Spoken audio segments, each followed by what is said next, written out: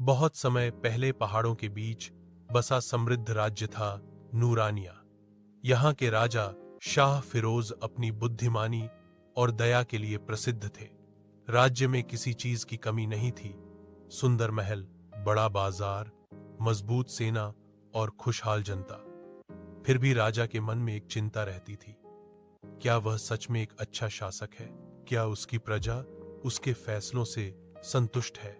एक दिन उसने सच्चाई जानने के लिए भेष बदलकर प्रजा के बीच जाने का निर्णय लिया। वह साधारण किसान के रूप में अपने एक बूढ़े मंत्री के साथ गांव-गांव घूमने निकल पड़ा। रास्ते में उसे अलग अलग अनुभव हुए।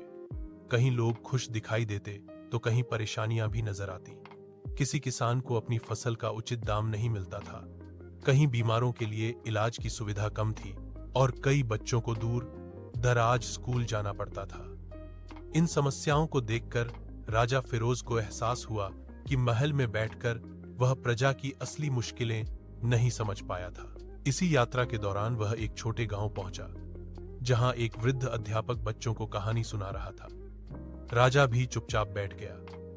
अध्यापक कह रहा था, बच्चों, असली बादशाह वह नहीं होता जिसके सिर पर सोने का ताज हो, बल्कि वह होता है जिसके दिल में अपनी प्रजा के लिए प्यार और न्याय हो।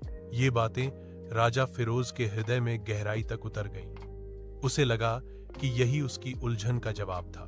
महल लौटकर उसने तुरंत कई सुधार किए, किसानों का कर कम किया, गांवों में स्कूल और अस्पताल बनवाए, गरीबों के लिए मुफ्त भोजन की व्यवस्था की और हर सप्ताह स्वयं जनता की शिकायतें सुनने लगा।